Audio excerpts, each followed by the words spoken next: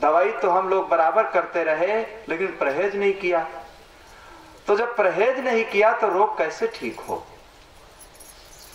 तो हर मनुष्य को चाहिए कि अपने कर्मों की तरफ ध्यान दे करके और अपने जीवन को अच्छे रास्ते की तरफ चलाने की कोशिश करते रहना चाहिए। लेकिन लोग क्या करते हैं, किसी की भाग छीनी नहीं जा सकती। एक पंडित जी थे एक नगर में, बहुत गरीब थे। बाल विवाह उनका हो गया, परिवार लंबा हो गया। परिवार जब लंबा हो गया तो परिवार के भरण पोषण के लिए इतनी व्यवस्था नहीं थी, गरीबी आ गई धीरे धीरे घर में। तो पंडिताइन बार बार पंडित जी से कहती रहती थी, कोई धंधा, कोई बिजनेस, कोई व्यापार, कोई रोजगार इस परिवार के चलाने के लिए कर लो, कैसे परिवार चलेगा। लेकिन वो कुछ कर नहीं पाते थे, सीधे साधे थे। तो बार बार कहा ना मानने से देखिए बहुत क्रोध बबूला वो हो जाती थी। सुबह उठकर 2-4 गालियां भी देती थी। एक दिन बहुत नाराज हो गई तो क्या कहने लगी अपने पति से, देखे आपको देखकर मेरा परी भर खून घटता है। जब मेरी नजर के सामने आप पड़ जाते हैं तो एक परी मेरा खून घट जाता है। यूपी में परी कहते हैं जिससे तेल निकाला जाता है, एक चिम्मच जैसा होता है, उससे तेल बर्तन से बाहर निकालते हैं, उसको परी कहते हैं। तो बहुत परेशान हुए पत्नी की ऐसी बातों से। जब इतना परेशान हुए तो घर को त्याग करके वो चल दिए। बहुत देखे देवियां होती हैं जो अपने पति को गलत शब्दों में प्रयोग करती हैं, और बहुत ऐसे पुरुष होते हैं जो महिलाओं को गलत शब्दों में उच्चारण करते हैं। देखिए, गंदी बात कहने से घर का वातावरण दूषित हो जाता है। घर का वातावरण दूषित हो जाता है और बच्चों के ऊपर गलत प्रभाव पड़ता है। जब माता पिता गंदी वार्तालाप करते हैं, गंदे विचार रखते हैं, तो बच्चों के जीवन में देखिए गंदे विचार आ जाते हैं। बच्चे जो है माता पिता को वो महत्व नहीं देते। बच्चे देखिए जब नौजवान हो जाए तो माता पिता को कैसा जीवन जीना चाहिए, माता पिता को सादा जीवन जीना चाहिए। सादा जीवन जीना चाहिए और सात्विकी प्रवृत्ति में आ जाना चाहिए। लेकिन जमाना आजकल ऐसा आ गया है, बच्चे नौजवान हो गए हैं, फिर भी जो बच्चों के पिता हैं वो खुद नौजवान बनना चाहते हैं। ये विलासिता की होड़ में देखिए मनुष्य इतना पिस रहा है, इतना हम लोग पिसते जा रहे हैं विलासिता और फैशन की लहर में कि बिल्कुल हम अपनी तरफ ध्यान नहीं देते कि हमारी उम्र क्या है, हमारा चेहरा क्या कह रहा है। सारी बातों को ध्यान दे करके फिर सारे क्रियाकलाप करना चाहिए। यही सबसे बड़ी बुद्धिमानी। तो गंदी गालियों का उपयोग करने से घर का माहौल देखे बिल्कुल दूषित हो जाता है। एकादशी व्रत थे एक सज्जन, और एकादशी व्रत में देखिए गन्ना लेने खेत को चले गए और गन्ना लेकर के आ रहे थे। रास्ते में बहुत बच्चे मिल गए तो एक एक गन्ने को ले लिया। शेष घर को आते आते केवल एक गन्ना हाथ में बचा। तो उनकी जो धर्म पत्नी थी, सेठानी थी, नीचे उतर करके आई और उस गन्ने को अपने पति के हाथ से छीन लिया और छीनने के बाद उसी गन्ने से मारने लगी। एकादशी व्रत को पूरा करने लगी। मारते मारते देखिए गन्ने के 2 खंड हो गए। तो देखिए वो पति क्या कहने लगे, उनके गन्ने को तोड़ना पड़ता, गन्ने को तोड़ना पड़ता। गन्ना एक था, हम 2 थे। देखिए 2 खंड हो गए, एक तुम ले लो, एक हम ले लें। पत्नी के ऊपर बहुत अच्छा प्रभाव पड़ा। देखिए वो बिल्कुल एकदम शर्मिंदा हो गई कि मैंने 2-4 गन्ने लगा दिए, लेकिन ये पति नहीं तो भगवान। बहुत अच्छा उसके पर प्रभाव पड़ा और उसी दिन से अपनी गंदी आदत को उसने सुधार लिया। तो पंडित जी जब विदेश चले गए, बहुत दिन हुआ नहीं आए। देखिए कोई चीज जब साथ में होती तो उसकी कीमत हम नहीं आंक पाते। माता पिता जीवित हैं, साथ में है, तो उनका महत्व हम नहीं समझते।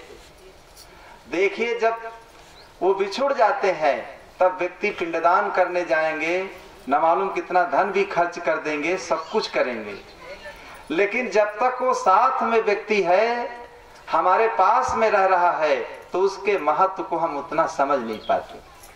न रहने के बाद लोग रोते हैं, परेशान होते हैं, पीड़ित होते हैं। देखिए पंडिताइन को बहुत दुख हुआ। वहां के जो राजा थे उन्होंने डुग्गी पिटवा दिया कि यहाँ जो ओझा फकीर हैं हमारी राज्य में आए, श्लोक छंद प्रबंध सुनाए, एक एक असरफी हम सबको दक्षिणा में देंगे। सब जाने लगे। पंडिताइन ने सोचा अगर आज पंडित जी होते तो एक असरफी आज पंडित जी बिलाते। मैंने अगर ऐसा गलत व्यवहार मैं न करती तो घर त्याग कर वो नहीं जाते। संयोग ऐसा हुआ कुछ दिन में वापस लौट आए तो सारी राम कहानी उसने बताया, कल से तुम राज दरबार जाओ और राजा ने ऐसी घोषणा किया है। अन्य जितने गांव के लोग थे सबके साथ में वो चल दिए। जब वो चल दिए तो देखिए उन लोगों के ईर्षा हो गई। उन लोगों के ईर्षा हो गई कि हम लोग काशी में बहुत दिन पढ़े, देखे अनपढ़ भी है और पत्नी का मार खाने वाला, गंदी बातों को सुनने वाला, आज ये भी एक असरफी लाएगा। तो जलन में, ईर्षा में देखिए एक खटंत रच दिया। कहा देखिए राज दरबार में जब तुम पहुंचना तो राजा साहब से न नमस्कार करना, न दंडवत करना, न प्रणाम करना, जाते ही जाते एक थप्पड़ लगा देना। तो जब वो पहुंचा, पहुंचते ही पहुंचते न नमस्कार किया न दंडवत किया, जाते ही जाते एक थप्पड़ जोरों से मार दिया राजा के। राजा जहां बैठे हुए थे सिर पर मुकुट लगाए बैठे हुए थे। जब अपने रनिवास से वो चले, वो खूंटी पर मुकुट टंगा हुआ था, उसमें एक सर्प का बच्चा आकर बैठ गया था। जैसे ही थप्पड़ लगाया, ठोकर से देखिए कोई जीव जंतु अगर होता है तो जब ठोकर लगती है तो वो जग जाता है। जैसे ही ठोकर लगी, मुकुट अलग गिरा, सर्प का बच्चा अलग फनफना करके खड़ा हो गया। राजा कहने लगे कितने बड़े बड़े विद्वान, वेदाचार्य, वेदों के शास्त्रों के प्रकांड विद्वान यहाँ सारे पंडित खड़े हैं, लेकिन कोई नहीं समझ पाया कि राजा के मुकुट में सर्प का बच्चा बैठा है। देखिए ये कितना बड़ा विद्वान है, हम कह नहीं सकते। बिल्कुल समझ गया कि हमारे मुकुट में सर्प का बच्चा है, बैठा है, अगर हम थप्पड़ लगा देंगे तो ये सर्प भाग जाएगा, नहीं तो राजा को डस लेगा, राजा मर जाएंगे। कितना अच्छा काम हमारे साथ किया। उसी दिन से ही उन्होंने उसको अपने पास रख लिया और बहुत कुछ धन देकर के विदा किया। जो खटयंत्र रचने वाले थे जब अपने घर को गए, अपनी पत्नियों से बताने लगे कि आज राज दरबार में ऐसी घटना घटी, बहुत आश्चर्यजनक घटना है। देखिए हम लोग महीनों से जा रहे हैं, एक एक असरफी ला रहे हैं, और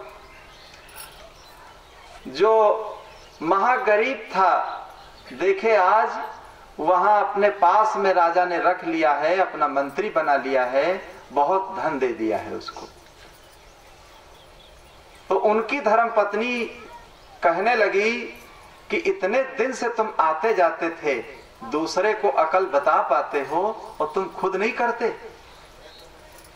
जब तुम जानते थे कि राजा के सर्प मुकुट में सर्प का बच्चा है तो तुम खुद थप्पड़ लगा देते, और जब थप्पड़ लगा देते तो मंत्री बना दिए जाते। अगर आगे भविष्य में ऐसा कुछ चांस आता है तो शीघ्र करना। दूसरे दिन जब फिर गए तो कहने लगे आज क्या सुनाओगे, कुछ तुम्हें पता है, क्या सुनाओगे आज राज दरबार में? कहीं वही जो कल किए थे वही आज भी करेंगे, कहीं रोज रोज वही नहीं होता, आज कोई दूसरा काम करना होगा। आज राजा जब रनिवास में सो जाए तो तुम जाना, उनका पांव पकड़ करके खींच लाना बाहर। ऐसा षड्यंत्र रच दिया कि आज जरूर मारा जाए। ईर्षा और जलन में लोगों ने, राजा जहां रनिवास में सो रहे थे वो 7 मंजिल की कोठी थी। वो गया, जाते ही जाते राजा का पांव पकड़कर खींचने लगा। राजा कहने लगे यहां नहीं आया जाता है, क्यों मेरा पांव पकड़कर खींच रहे हो? लेकिन वो नहीं माना, पांव पकड़ करके खींचते खींचते उस कोठी के बाहर ला करके डाला। देखिए क्या घटना घटती है। जैसे ही राजा उस कोठी से बाहर होते हैं तुरंत ही वो 7 मंजिल की कोठी रसातल को चली जाती बैठ करके। राजा तुरंत उठकर बैठ जाते हैं। राजा अपनी कोठी की दुर्दशा देख करके बहुत आश्चर्य में पड़ जाते हैं कि देखिए जब मेरी कोठी का नमूना नहीं रह गया तो मेरी क्या दशा होती। अगर ये पंडित ना आता, इतना बताओ ये विद्वान है, इतना जानकार है, ये समझ गया कि जब कोठी राजा की रसातल जाने वाली है तो राजा भी मर जाएंगे, इसलिए हमको देखे बचा लिया, खींच लिया इसने। कहने का मतलब ये है, इस कहानी का सारांश क्या है कि बिगाड़ने वाले बिगाड़ते रहते हैं लेकिन किसी की भाग कोई व्यक्ति छीन नहीं पाता। अगर भाग छीनी छीनी जाती तो आदमी को आदमी रहने ही नहीं देता। आदमी की शक्ति से अब डर रहा है आदमी, आदमी को मार कर अब मर रहा है आदमी, आदमी को लूट कर घर भर रहा है आदमी। समझ कुछ आता नहीं क्या कर रहा है आदमी। अगर बुद्धि बिगड़ी है आज के जमाने में तो केवल आदमी की बुद्धि बिगड़ी है, और जितने पशु पक्षी हैं समय से देखे जगते हैं, प्रातः काल चहचहाने लगते हैं, सब ऋतुकालीन देखे सारे कार्य होते हैं। जितने पशु पक्षी हैं, कुत्ता देखिए कार्तिक के महीने में केवल कामातुर होता है वो, लेकिन मनुष्य का कोई नियम नहीं है, न कोई नियम है, न कोई धर्म है, न उसका खान पान ही का कोई नियम है। सारे नियमों का अगर आज उल्लंघन कर रहा है तो मनुष्य कर रहा है। प्राकृतिक नियमों का अगर उल्लंघन कर रहा है तो मनुष्य कर रहा है, और बिगाड़ अगर हुआ है तो मनुष्य का बिगाड़ हुआ है। प्रकृति ने बंटवारा कर दिया है। देखिए जो घूंट कर पानी पीता है वो शाकाहारी है, और जो चाट कर पानी पीता है वो कौन है? मांसाहारी। कुत्ते के आगे, सिंह के आगे आप पानी रखिए, देखिए चाट चाट कर पीते। अगर गाय के आगे, मनुष्य के आगे पानी रख दिया जाए तो देखिए घूंट घूंट कर पानी पीते। न नुकीले ऐसे दांत हैं, न मांस खाने की मनुष्य के पास आंत ही है। जानवर देखे भूसा खाकर हजम कर लेता है, मनुष्य को अगर एक मुट्ठी भूसा फका दिया जाए आंत फट जाएगी उसकी। मनुष्य मांस खाता भी है तो देखे पका करके हल्दी मिर्चा जीरा न मालूम क्या क्या लगाता है उसमें, तब वो खा पाता है। लेकिन मांस खाने वाले जो जानवर हैं उनको न हल्दी चाहिए, न जीरा चाहिए, न नमक चाहिए, कुछ नहीं चाहिए, ऐसे ही खा लेते। लेकिन मनुष्य के न दांत है न ऐसी आंत है, लेकिन मनुष्य इतना बेकार हो गया है कि वो सब कुछ हजम कर जाता है। 3 भंगी है संसार में, एक मछली, एक सुअर। मछली तालाबों में सफाई करती है, सुअर देखे गांव के आसपास सफाई करती है। लेकिन सबसे बड़ा भंगी कौन है आप जानते होंगे? सबसे बड़ा भंगी कौन है? मनुष्य है। जो सुअर को भी खा जाता है और मछली को भी खा जाता है। यूपी की घटना हम आपको प्रत्यक्ष बताते हैं। होली का समय था, मिठाइयाँ बनती हैं, अच्छी अच्छी चीजें खिलाई जाती हैं मेहमानों को, लेकिन कितना देखिए निर्दय प्रकृति के लोग होते हैं। सुअर पालने वाले उसी दिन एक सुअर को मार दिया। किसी ने जा करके थाने में सूचना कर दिया, पुलिस आ गई तुरंत। जब पुलिस आ गई तुरंत इतना पिटाई किया है, जैसे उस सुअर को पीट पीट के मारे थे, उसका जान ले लिए। इसी प्रकार पीटते पीटते उनको ले गए। हमसे लोग बताने लगे, हमने कहा अच्छा है, इतना पीटे, पीटते पीटते ऐसे ही जान ले लें, तब देखे होश में आ जाएंगे ये लोग। होली के समय में बताओ, इतना उसको मारा, इतना आवाज कर रहा था बेचारा वो जानवर, इतनी आवाज करके फिर अपने प्राणों को छोड़ा। तो आदमी इतना खराब हो गया है कि इतनी गंदी चीज को खा लेता है। अगर वो जानवर पास पड़ोस से निकल जाए तो बदबू आती, लेकिन लोग उसको खा जाते। अमेरिका में एक नवयुवक की शादी हुई थी, तो बता रहे थे लोग कि शादी होने में सब कुछ मिलता है, लेकिन जो उनके सास ससुर थे, ससुराल वाले थे, एक चीज नहीं दे पाए। दामाद जो था वो बहुत नाराज, इतना नाराज गुस्से में कि बोलना ही छोड़ दिया। ससुर जी ने पूछा कि दामाद जी क्यों नाराज हैं, इतना मैंने सब कुछ दिया फिर भी आप प्रसन्न होकर नहीं बोले, क्या कारण है इसका? जैसे इतना अच्छा कार्यक्रम एक खमरिया गांव में हुआ, आज 3 दिन से देखे ज्ञान की गंगा बह रही है। त्रिवेणी सत्संग की बहती, त्रिवेणी सत्संग की बहती, आओ भैया स्नान करो, सत्संग तीर्थ दुर्लभ जग में, सत्संग तीर्थ दुर्लभ जग में, सब दुखों का निर्वारा है, सब दुखों का निर्वारा है। इतना परिश्रम करके, मेहनत करके, इतनी अच्छी व्यवस्था आप लोगों ने किया, फिर भी हम लोग प्रसन्न न हो, तो आप लोग भी हमसे प्रश्न करेंगे, क्यों साहब प्रसन्न होकर नहीं जा रहे हैं, क्या कारण है इसका? ऐसे अमेरिका वासी उस बच्चे से प्रश्न कर दिए कि आप प्रसन्न क्यों नहीं हैं, अप्रसन्नता का कारण आप बताइए। तो दामाद देखे क्या कहने लगा, सब कुछ आपने दिया है, दामाद की सेवा में जो स्पेशल चीज दी जाती है वो आप भूल गए। कहीं वो क्या है, कहीं वो सुअर की नाभि, वो अत्यंत गर्म होती है, वो उपहार में दामाद को दी जाती है जब ससुराल जाता है पहली बार दामाद। देखिए दामाद को सुअर की नाभि उपहार में नहीं मिली तो इतना नाराज हुआ। आदमी को क्या कहा जाए, आदमी को जो दे दिया जाएगा वो आदमी खा लेगा और हजम कर जाएगा। आदमी कहा जाए कि मनुष्य कहा जाए कि पशु कहा जाए, क्या कहा जाए? आदमी का नाम बदल करके फिर क्या रख दिया जाए? तो मनुष्य का इतना घोर पतन हो चुका है, मनुष्य इतना गलत रास्ते का अनुगामी बन चुका है।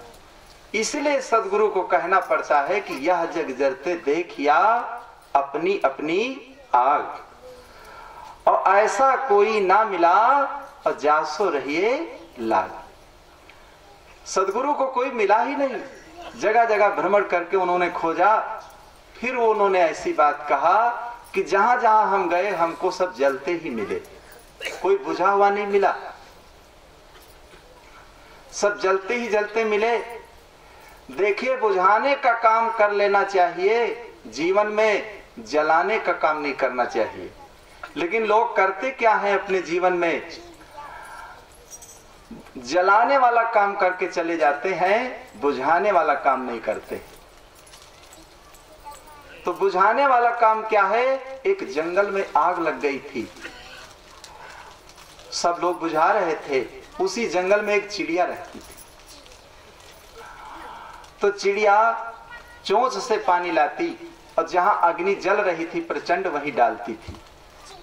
एक व्यक्ति ने कहा, इतने लोग बुझा रहे हैं, अग्नि नहीं बुझ रही है, चोंच से पानी लाकर कहीं अग्नि बुझेगी?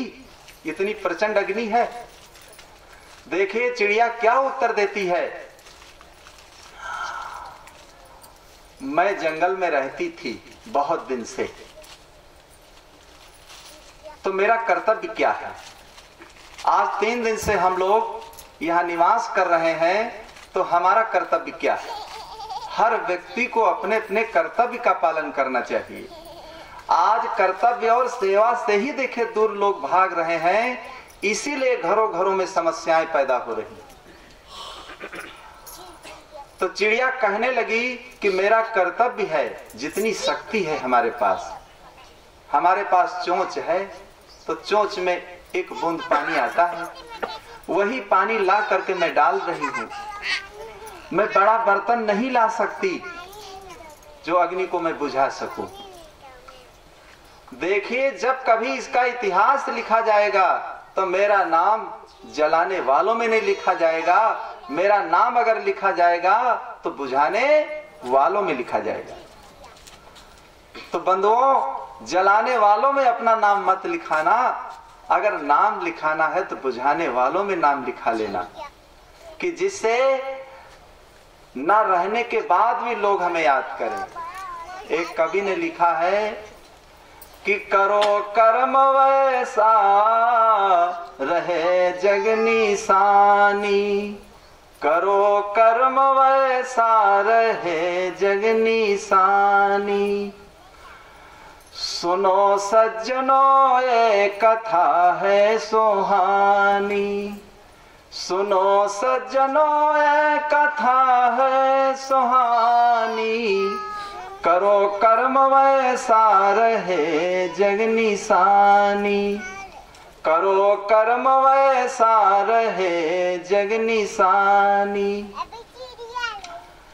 द्वापर में कर्णवीर दानी हुए थे, द्वापर में कर्णवीर दानी हुए थे, और जिनकी अमर है जगत में कहानी, जिनकी अमर है जगत में कहानी। करो कर्म वैसा रहे जग निशानी, सुनो सज्जनों ये कथा है सुहानी। करो कर्म वैसा रहे जग निशानी। तो इतने लंबे जीवन में ऐसे कर्म करके यहाँ से जाना चाहिए कि हमारा नाम बुझाने वालों में आ जाए, हमारा नाम जलाने वालों में न आए। सत्संग का असली निचोड़ यही है। अगर इस बात को सही रूप से हम समझ लेते हैं तो समझ लो सत्संग से हमें लाभ मिला, हमारे जीवन में परिवर्तन आया और हमारा जीवन पवित्र हो गया। त्रिवेणी संगम में जैसे लोग स्नान करने जाते हैं, ऐसे त्रिदिवसीय सत्संग एक त्रिवेणी संगम रूप में आप लोग स्नान कर रहे हैं और सारे पाप देखिए हमारे छूट जाना चाहिए। हम लोगों के अंदर बिल्कुल निर्मलता आ जाना चाहिए, हमारी भावना बिल्कुल पवित्र हो जाना चाहिए। यही सत्संग का मुख्य मतलब होता है। नगरी सिहावा के सभी भक्तगण तथा ग्राम खम्हरिया के सभी भक्तगण